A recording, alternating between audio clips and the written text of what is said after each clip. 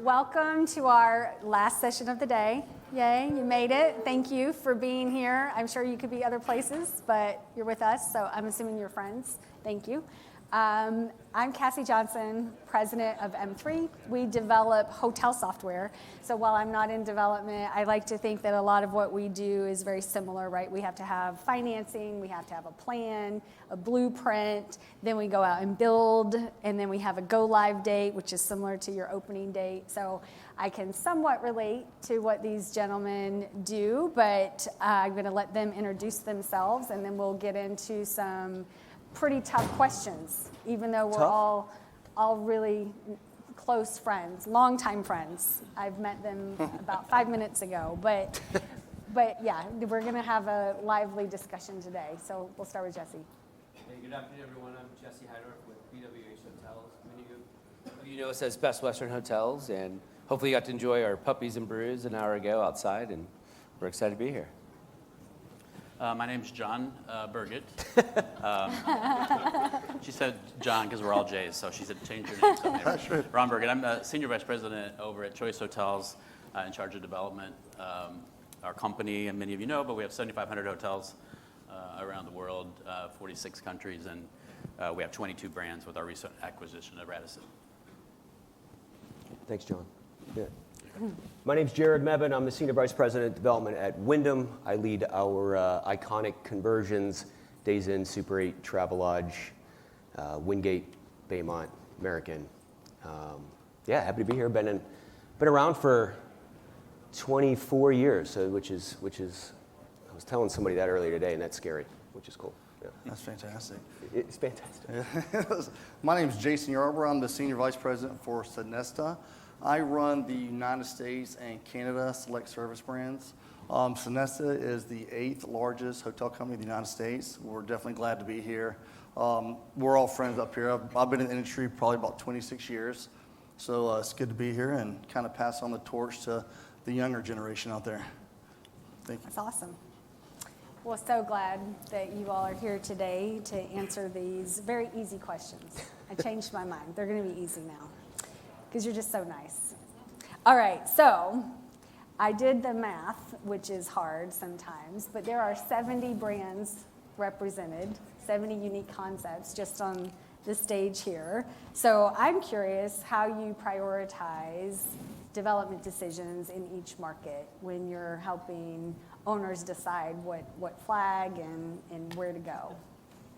Yeah, I'll jump in on that. You know, really, the market demands that, right? And right now, with the lack of debt out there, we're leaning towards conversion. And for us, that's our Sure Stay brands, our traditional mid-scale Best Western, and our collection brands with independent properties. So our marquee brands are kind of on the shelf right now with new construction until debt comes back. So we really are kind of strategizing and bullish on our economy and mid-scale conversions. Okay. Yep, I guess I'll agree with you 100%. Obviously, the market depends where you are. Now, if we're working upscale, we're typically in the city centers. Our Radisson brand, for example, we're looking at major markets across the country. Same with our Cambria upscale brand. We're looking for higher rated demand business. You're going to hear me talk a lot about Econo Lodge and Quality Inn, which is doing very well. It's one of our leaders in a number of transactions we do.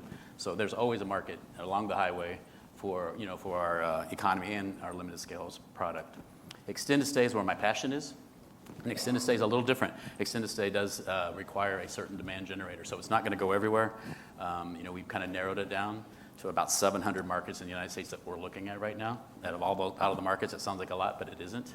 And then we can talk a little bit later, but there's a lot of effort that goes into making sure we put that product in the exact location. So. Okay. Yeah, of the 70, I think you and I have just about half of the 70. More than half. More than half. Yeah. I'm not good at math like she said she was good at math. No. So we've got 25 brands, and we looked at it maybe 3 years ago and said, hey, we've got some white space here, and the 3 spaces that we didn't play in were luxury, so we launched the Registry Collection. We looked at all-inclusive, so we have the Ultra brand, and extended stay, and so we launched Echo Suites, which is an all-new construction extended stay brand, 265 franchises sold, and 33,000 rooms in the pipeline. So we're It's there. fantastic. All right, perfect. With Sonesta, we keep, the pulse on our customer needs. We identify the gaps in the market, and we capitalize on growing demand. Last year in 2023, we launched 4 different brands. We launched our Sonesta Essential, which is our mid-upscale. And then we launched our Sonesta James, which is our luxury brand. And then we saw a need for some soft branding as well, so we launched the Sonesta Mod, which fits right in that luxury section as well, and then Sonesta Classico. So under the Sonesta brand, we have about 17 brands, anywhere from premium economy all the way up to luxury lifestyle. So really, it's all about meeting the needs in the market, and you have so many options. You really can offer a unique experience wherever you need to, and find the right fit, which is the name of the game. So I'm curious from the audience, and you can just shout out from your seat, what do you think are the hottest markets right now? Florida, Tampa, Savannah, is that the next Nashville? Well, no, about Nashville's one of them, yeah. Yeah? Charleston. That's because Okay. you live there. Yeah.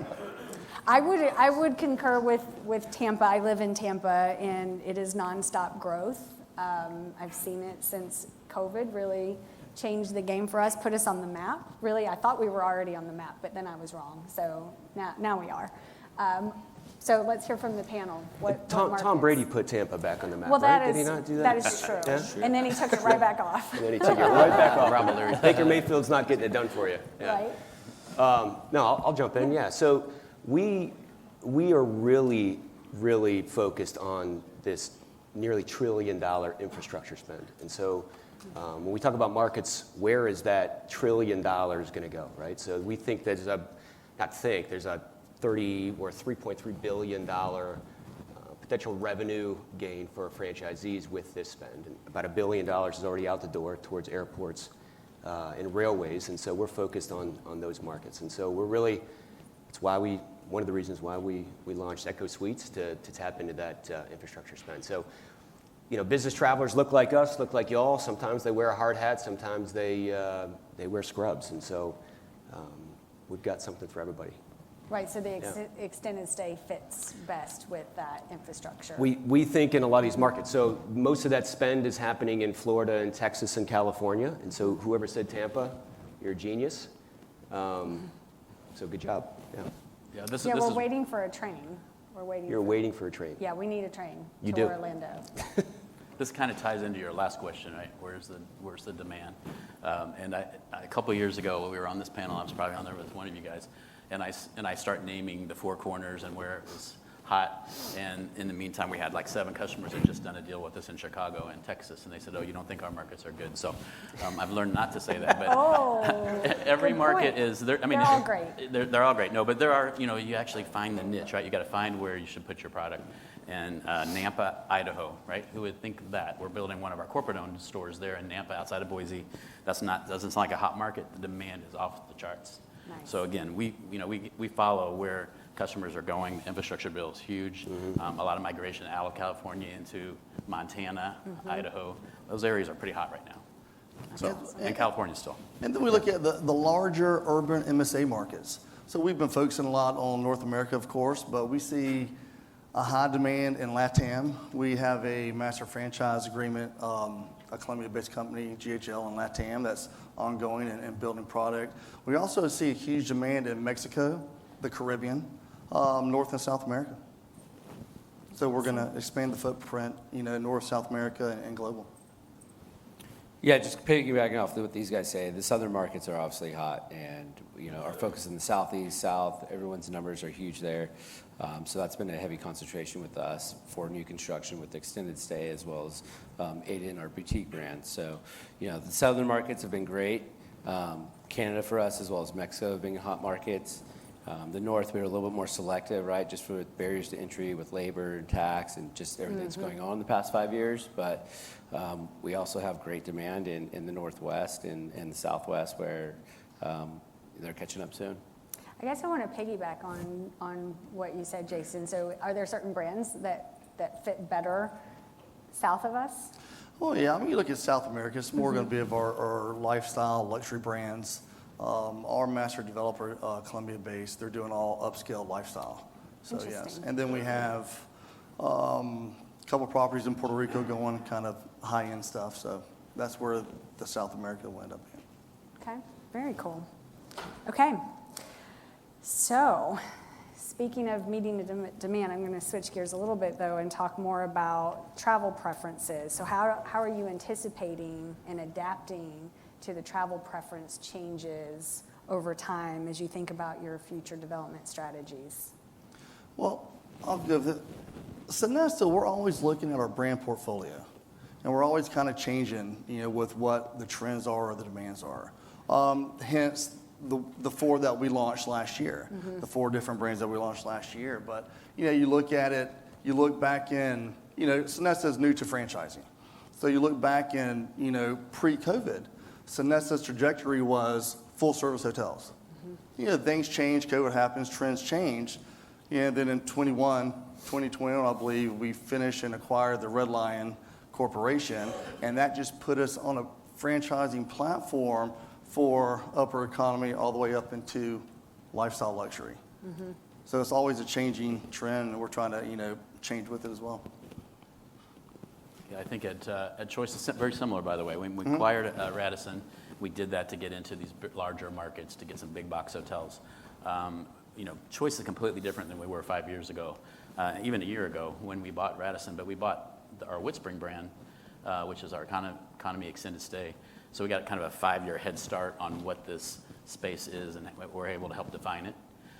And that kind of changed who Choice is. I mean, 15% or so what we do at Choice is extended stay.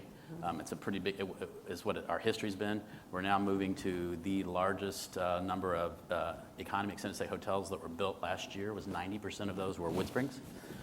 We got some competition coming, so we'll see where that is in a couple years. But those are the kind of things you have to get ready for the trends you're talking about, or how do you position your market. We're from Radisson down to our Econo Lodge and our economy extended stays. We have something for everybody, and Right. that sounds, a little. Not disingenuous, I guess, but we really have put a very purposeful effort toward making sure we do have brands for everybody to stay at a Choice Hotel.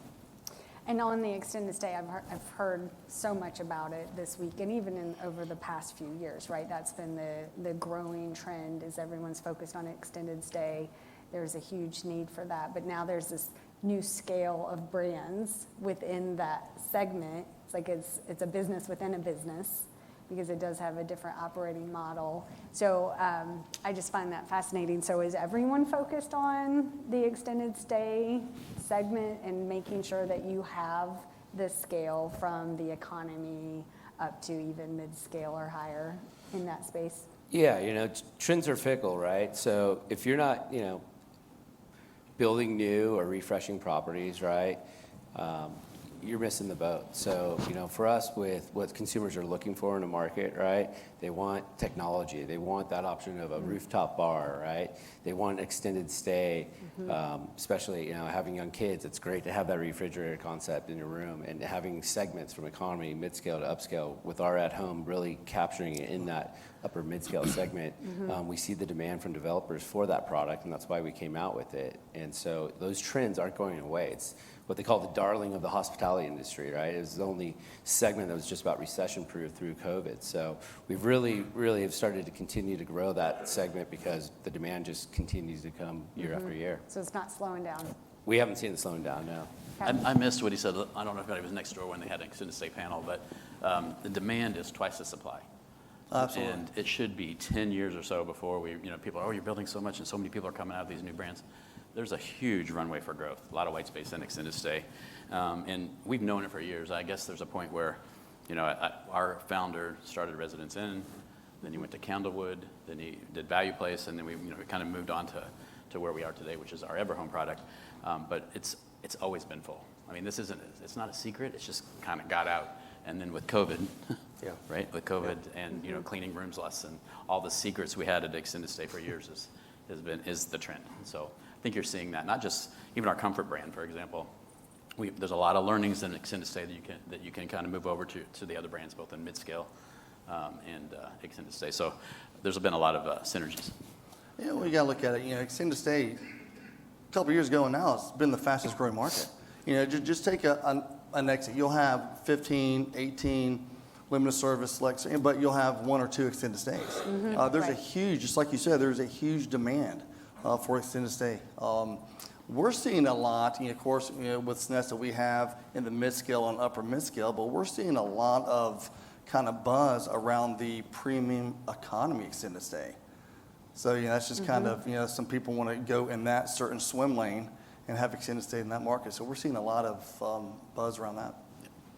So, Jared, I want to circle back to you. How does that trend affect your conversions and how you think about helping people make that I think the decision? original question was what the kind of the traveler today, and what are those trends looking like, right? Yep. So millennials and Gen Zs now have this green corporate card that they're traveling on the company dollar, right? They're traveling in. So we just did, and we launched it, or we announced it, 2 months ago at Alice, partnership with SBE Entertainment, Project HQ, where we're going to be developing these kind of cool, vibey hotels for that particular guest. Yeah. Okay. Very With Sam exciting. Nazarian, at Alice we launched that. So I'll stay on topic too then on the thought of trends. What is your favorite hotel trend right now? It could be feature, it could be I'll go concept. with it. Hotel bar. I think it's rad. Again, Yeah. I have little kids. My wife, she wants a glass of wine when we Yeah. show up to the hotel. Yeah. I get it. It's rad when you get off of work at 5, shoot Yeah. a few more emails, sit on a rooftop, have a glass of wine. So, again, with Aiden, our boutique upscale product, the whole concept behind that is it's let the developer decide what fits the market, right? The only thing we're requiring is third-party design and an F&B component. And we're working on one right now in South Texas with a tequila bar, right? They're actually opening at the Aiden San Antonio a speakeasy. So it's going to have a lobby bar and then a speakeasy in the basement because that's what consumers are looking for. They love that experience, right? Right. And, we all hear that word over and over again, Yeah. but that experience of having a really hyper-local F&B component is what we, again, with our upscale boutique, have been capturing and recognizing demand is continuing to grow for that. Right. Yeah, and I'm going to agree with you on that one. That's personally my favorite to travel. But what we're seeing out there a lot is that Gen Z, as you talked about, that's kind of price conscious a little bit. We have a brand called Signature Inns. So what this is, it's kind of out of the ordinary. It's a just really chic design, mid-century modern. We take the old motel, Route 66 driving from point A to point B across the country. There is so much supply out there on these exterior corridor motels that fit right into our Signature Inns. It just kind of puts the fun back in travel. So we're seeing a big buzz on that within us of converting those to Signature Inns because there's just so much kind of supply out there. They're easy to convert, but it gives a really unique experience in that segment. What about you, Jared? Yeah, I knew you were going to ask this question, and I kind of thought about it. And I'm an old ops guy from the luxury space with Four Seasons, and so when I was thinking about this, I just keep going back to the word people for me at least. So the trends of we talk about AI, we hear these type of things. I just don't want to lose sight of the fact that we are in the hospitality business, or what I call the people business. And so the trend of having a front desk agent greeting you with a smile, having us having this type of conversation, and people actually being involved and touching each other and so on and so forth is uber important, I think, in the hospitality business. And so I just want to keep that front of mind that we're in the people hospitality business. Right. Yeah. Yeah. Something that comes to mind for us is the bleisure business. So again, COVID spun off a lot of new business for all of us, and the people are coming, they're checking in for business, but staying a couple extra days. So we've really tried to tie into the local, what's happening in the locality, right? So if we can find, whether it be artwork throughout the hotel, on the elevators, to extra little murals that we put on the outside of our Everhome projects. If you come in, you feel like you're in Boise or Los Angeles. And, we tried to tie into that because people are staying longer not just for business, and they want to get a feel for what's there, and they're there for a reason. They want to see the city. So we see a lot of that happening. And again, bars are right. Our Radisson Blue properties that are across the country and the ones we're adding, we're really big on the bar experience, and again, the local bar experience. So on that same thought, how do you balance your brand standards with giving that and giving the owners the options that they need to meet the needs? That's a slippery slope because you don't want to stay flexible, right? Yeah. But you have to be managed flexible. You got to make Okay. sure that it follows, your What is that? guidelines are designed for that. Because you can get kind of out of control with that. You want people to see an experience going from one product to the other. But you can do that in a lot of different ways. I'd say with our WoodSpring product, we're not flexible. That's one brand. They all look the same no matter where you are. I would say, and I'm not sure I have all the brand reps here, but I would say all the other brands allow some flexibility in the design, especially in the new construction. Okay. Well, he's right too, right? Because if you're going to develop or convert a hotel on I-10 in Louisiana, that market is going to dictate a little bit of a different look and feel than Coeur d'Alene, Idaho, right? And so giving the owner I guess the booklet of standards, but giving them the flexibility through us to figure out what works in that specific marketplace is what works. Yeah. I think that's how BWH differentiates ourselves from most other hotel companies, right? We have options, not mandates, right? If you don't allow that developer to customize it to the local market, the product's dead on arrival, right? So we really allow our developers, whether it's in the extended stay or our boutique, to really develop, customize it to that hyper-local experience where they know the market, they're the expert, right? The days of the heavy hand developer or franchisor telling the developer what to do is gone, right? Entrepreneurs today are smarter, they know what they're doing, they know their market. So it's really with BWH listening to our local markets, developers for their guidance and what's going to work in the market. Do you think as consumers are more sophisticated travelers now, right? More people are traveling more than they ever have. Do you think it becomes less important to have, the more standardization across a brand?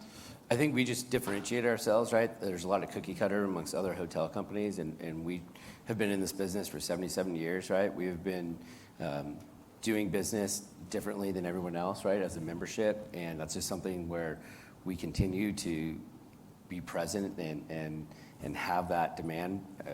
Over 95% retention rate amongst our members because we allow them to, as trends fade and new demand comes in, to modify, and again, having options, not mandates. And we're a membership where they vote on what we're going to do when it comes to new PIP, new room changes, FF&E, right? That's all based off of what our members, not just a brand deciding what's going to work, right? So 2/3 of our members have to approve what's going to be going forward at Best Western. And again, that just has allowed us to thrive for over 70 years because they're in control and they're the owner operators and know what's best for the market and their properties. Okay, makes sense. Yeah. Jason, you said your company is newer to the franchisee model. Is there anything unique that you're doing to reduce barriers to entry into that space? Yeah, we have everything from, of course, upper economy to all the way luxury lifestyle. But to reduce the barriers, we're fast at what we do. We can get through an agreement, from signing an application to sign it in 30 days. We're friendly. So you can get any of our executives on the phone at any given time. We're very accessible. We have on fees, we have some of the lowest fees in some of our spaces, swim lanes, that are flat fees. So really, it's really easy for someone to get into the market. And at the end of the day, it's flexibility. Just as we pointed up here today, you have to have flexibility. And with all of those three components together, I think it really kind of opens the doors and knocks down some barriers for people to get into the hotel business. Okay. I'm super proud of this, and we just kind of reached this milestone. We launched this program called Women Own the Room. We call it, WOTR, but Women Own the Room. And we just did our 50th deal where a woman is the majority owner of that franchise, 50. We just hit that milestone a couple days ago. So we're super proud of that. As one of those barriers, we also have this program called BOLD, or Black Owner and Lodging Developers, which we're trying to get into these markets where we've just got money, we've got services that we can provide these folks to get into business that have never been in this business before or thought about getting into business before. Right. Yeah. That's awesome. Yeah. And I think probably all of our companies are doing similar programs. We've increased our Yeah. Women ownership by 50% just in 1 year, just by focusing on it, right? Putting a team together just to go out and focus on getting women owners and Black owners into our business. One other thing too, that it's got to be a platform business. The business has changed. It's not just flying the flag anymore. It's really, they got to come in and they have to understand how to. We have a lot of people that aren't in the hotel business, right? So we have to teach them basically how to find the right site, how to get the lending, number one, find the right site, and then go through the process and have the platform in place where they can order the furniture and not have to think a lot about that. So we learned that with WoodSpring when we bought WoodSpring very quickly, that was a turnkey operation. There was nothing really you had to think about. As a matter of fact, we required they go to one vendor. We've actually leveraged some of that technology and some of those learnings across all of our brands. And so if you come into a WoodSpring new business today and you want to fly the flag, you're going to get the entire package laid in front of you. So if you just follow this plan, you will, we've laid out the platform for you to be successful. So even up, including at the beginning, feasibility studies and everything, market ready, all of that information Yeah, is part of the package? I don't think we have any attorneys in the room, but Yeah. with us at least. No, we can't do a feasibility study. We don't Yeah. do that. I mean, our owners do that, at least with us. But we do have what's called our Choice Maps program, which is Okay. our technology, which we're really proud of. It's proprietary, and it will evaluate, for new construction, it'll evaluate a site within about 2 minutes. You can put in the data and find out whether that site is actually acceptable for especially our extended stay product. But we also do it for Comfort Inn and our Sleep Inn product. Anything new construction. So, we do everything we can to kind of make sure we can't always tell you where to go, but we can definitely tell you where not to go. Okay. That's what we spend a lot of time. Yeah. Okay. And Jesse, anything to add as far as I know your brands are very, very flexible, but any other programs to reduce barriers to entry? It goes back to, we've been in this business for 77 years, and a lot of hoteliers in this room, in this building, got their start with Best Western and built their empire on the shoulders of Best Western, right? So I think we've always been a very new hotel developer-friendly organization, and we will wrap you with the team from pre-development to development to sourcing financing to ensure your success throughout the process, right? So again, that's why I think a lot of people come to Best Western, because they know we're a reliable hotel company that has been around and will help you, succeed in your dreams. Yep, I like that.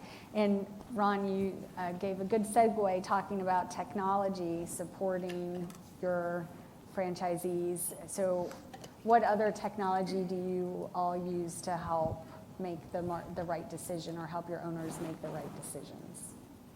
Yeah, we're knee deep. I think our spend is $275 million in the last couple of years in the tech space, and our RMS, revenue management system. We've got a program called RevIQ. We've got similar, I think, to Choice Maps is proprietary tools like DevIQ to kind of determine where we don't want to be, similar to what you just said. Yeah. And that's I think everyone's looking for technology. We use a good bit of like CoStar, Lark, Buxton to really do our research, market analysis, stuff like that. So I think it's just an upgoing trend that you have to kind of keep in front of moving forward. Right, keep the constant investment. Absolutely. When you get brands, we're all large companies. Technology, if you go look at our investor relations, it says we're a technology company and a franchise company, and then we own hotels too. So we're all those things. You have to be a technology company today in order to maximize revenue at these locations and the return on investment, which is something we're all focused on. Yeah. Yeah. I mean, the cool part about it is, our owners in this room today pull up their phone, maybe own a hotel in Des Moines, Iowa, and they can rate change. It is all cloud-based. Right. It's just brilliant stuff. It's great. Right, yeah. Easy access to information. Yeah. Yeah. Inventory, the whole nine. Okay, so what are you most focused on this year? I'll say, us and Sonesta, we're most focused on this year, of course, growing the brand, putting more footprints of Sonesta, North, South America, globally. But really, how we're going to do that is we're going to create relationships. We really strive to do that. Once again, we're not the biggest company out there. We're kind of new into franchising, so we really want to create that relationship, grow the brand, and follow the trends. Where we need to be in certain segments, we're going to be in. At the end of the day, the bottom line, we want to make sure that our franchisees have generational wealth for them and their families. So that's what, definitely looking to do in 2024. I love that. I think we have 3 things we're kind of focused on. That's not too many to talk about, but Never. obviously grow. We need to grow. We have all 22 of our brands. We need to increase our footprint. We know that we have a lot of runway right now, so we're going to try to continue to do that. Our just an extended stay, which that's where my passion is. 15% growth year over year is what our goal is. Nice. We also want to really increase the return on investment for our owners. So the cost of ownership is something that, from our CEO down, I talk about every day. What do we got to do to make sure that our franchisees are making more money, and so that they can develop more hotels or convert more hotels, which is a big part of our business right now. So, cost of ownership, growing our business, and then making sure that we keep our costs down. Those are the things. Yeah. Yeah, I would just say I'm personally focused on the Pittsburgh Steelers winning the Super Bowl this year. But in my work life, we're continuing to focus on our owner first philosophy at Wyndham, which is we're going to take care of the franchisee so the franchisee can take care of the guest.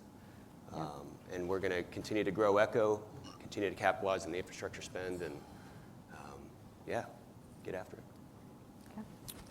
Yeah, I would say our focus really, 2 things: extended stay with At Home. Again, us being a membership, we have some of the lowest fee structures. We're doing a 2% for 10 years on our new construction At Home development. So we have a lot of demand from our members. I mean, organically, it just grows within Best Western.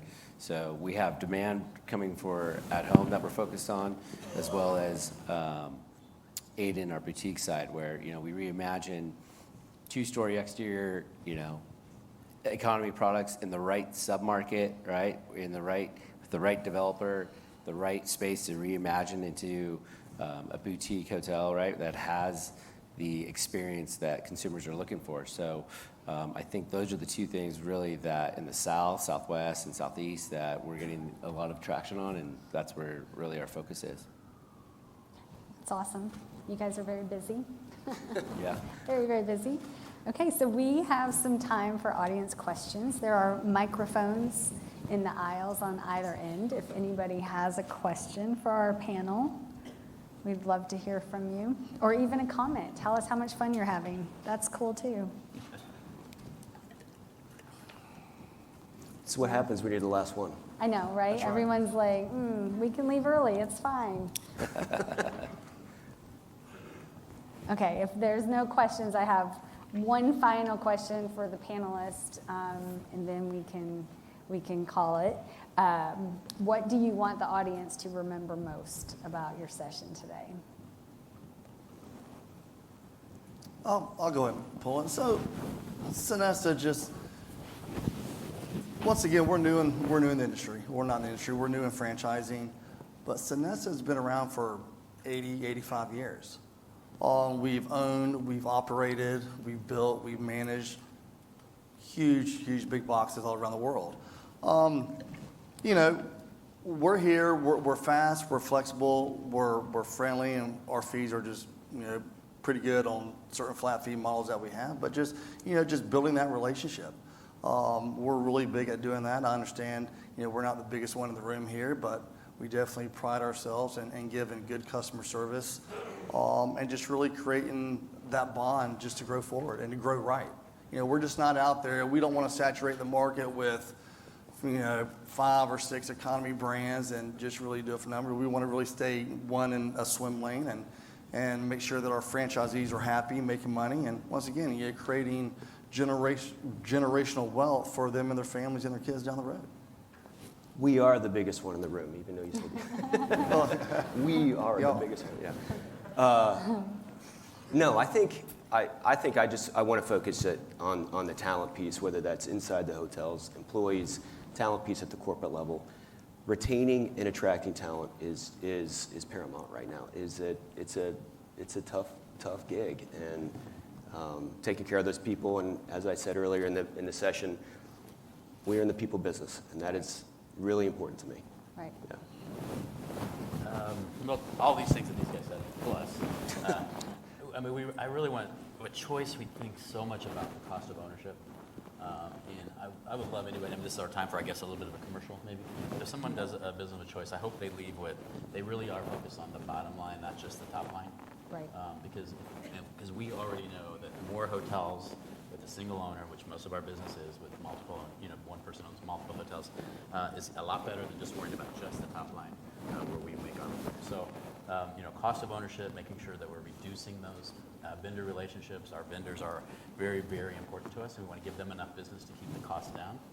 Those are all the things that we focus on. Again, it's bottom line with us. Excellent. And like I said, I'd leave it with this, right? BWH, we're not your daddy's Oldsmobile. We are a $9 billion, we drive $9 billion in revenue to our 5,000 properties around the world. We have 18 brands. We're not focused on, as many of you know, saturating a market with Best Western on every, corner of the intersection. We want to see our developers succeed, and part of that is, giving them a bigger piece of the pie, right? They can develop with any other hotel company that may be the biggest in the room, but they're going to get a smaller slice of that pie.